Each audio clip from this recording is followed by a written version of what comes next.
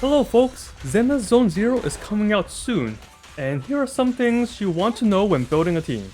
This is a very offensive based game. If you keep dodging and swapping agents, you'll barely take any damage. Even the fast chain attacks from this boss can be dodged or countered. So let's focus on offensive team building.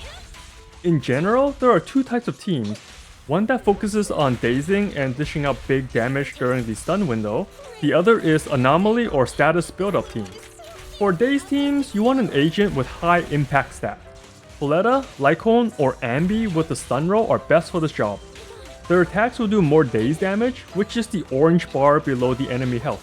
Once this bar hits 100%, it will turn all rainbow-like. Then you can use a special attack or the last hit of a basic attack string to start a chain attack. Finish the chain and you stun the enemy. In this state, the enemy will not move and take extra damage, which is where our second agent comes in play. Attack type agents like Ellen, Nekomiya, and Korin will do a lot of damage and are great choices. In this game, the ultimate meter is shared, so technically you only need to have one agent with it leveled up, which will most likely be your main carry since they will have the most attack. The third slot will be your flex. Currently, there are not any agents with real off-field damage yet, so our flex will be focusing on passive buffs.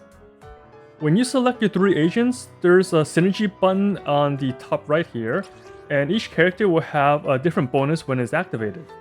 Ambi will get more energy when doing a dodge counter, and Korin will do more damage against stun enemies. That's why Korin's a very good DPS for Daze Teams. But here, you can see the smiley face for Ambi is activated, and Korin's is not.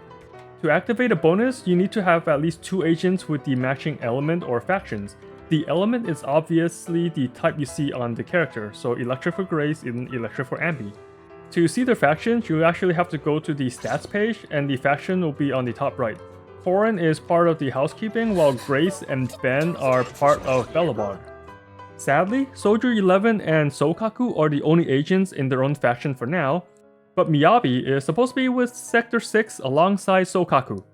So try to pick a flex character that can match either the element or faction of your DPS and Dazer.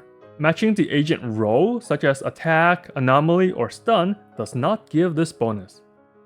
Okay, now for the other team, the anomaly or status build-up team. You want your main carry to have high anomaly stat like Grace, Sokaku, or Rina. Grace gets bonus anomaly mastery when she promotes, so you know the stat's gonna be high. And here's how status build-up works in Zenless. You build anomaly from elemental damage. When the anomaly reaches a maximum or cap, the status will trigger and do damage.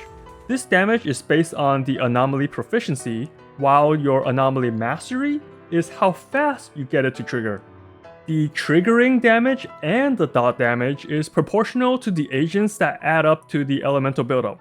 I know that wording is a little confusing, but here's a good example. We have Grace here, who have high anomaly stats. If she does all the electric elemental damage to trigger the shock, we will see the most amount of shock damage since her stats are so high. If we switch to an agent like Ambi who has lower anomaly stats, we can see the trigger damage and dot damage from the shock is much lower. And if we use Grace to build up most of the shock status without proccing it, and then switch to Ambi and have Ambi trigger it, we can see the shock damage is still relatively high because Grace did most of the build-up damage. So the anomaly status in Zenless works differently from Genshin. In Genshin, your reaction damage such as overload will only depend on the elemental mastery stat of the character triggering the status.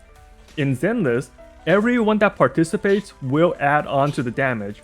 This makes the gameplay easier in Zenless since we do not need to be careful on which character triggers the effect, and we can just stack the anomaly stats on our build-up character without worrying about a DPS loss.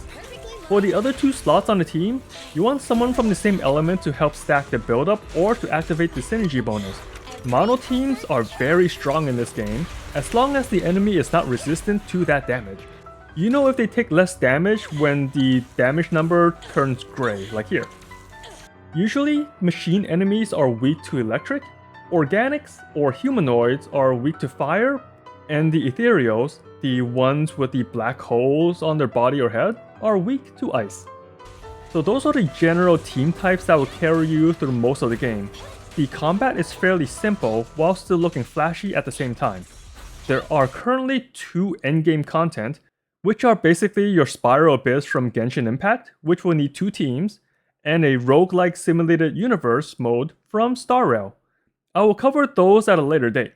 But for now, look forward to the release of Zenless Zone Zero and have fun out there, proxies.